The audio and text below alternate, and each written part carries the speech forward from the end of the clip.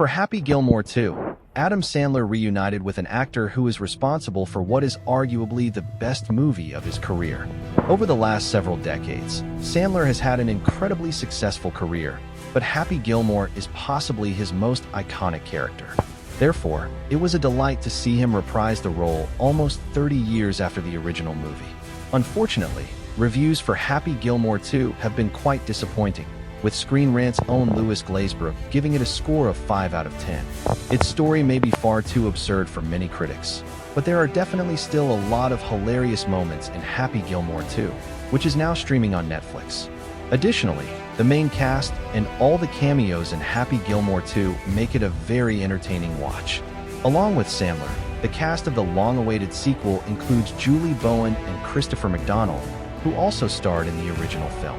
However, the cast of Happy Gilmore 2 also includes Benny Safdie, who Sandler previously worked with on 2019's Uncut Gems. Even though Happy Gilmore 2 is undeniably a comedy, it takes some dark turns with its characters. Most notably, Happy accidentally kills Virginia by shooting a golf ball at her just minutes into the sequel. Because of this, Sandler's most iconic character loses his house, his money, and becomes an alcoholic. Luckily, despite all his mistakes, Happy still has a good relationship with his children in Happy Gilmore 2. The sequel mostly focuses on his daughter, who gets the opportunity to attend an elite dance program in Paris. Happy is obviously thrilled for his daughter, but needs to figure out a way to make money quick.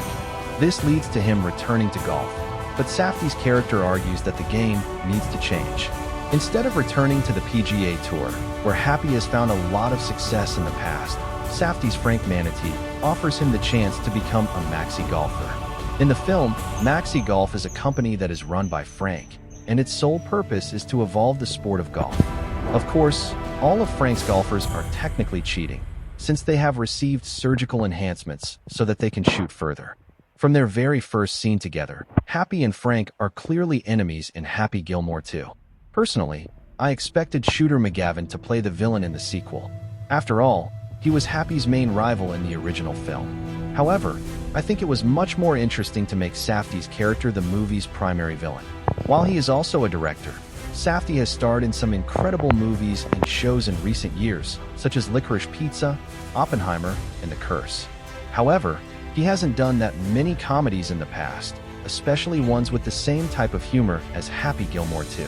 Therefore, it was amazing to see Safdie share the screen with Sandler in the sequel.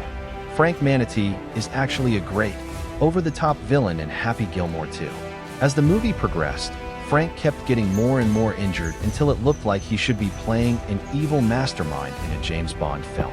Overall, Safdie's performance fit in perfectly with the tone of Happy Gilmore 2, and I was glad to see he was fully committed to the role.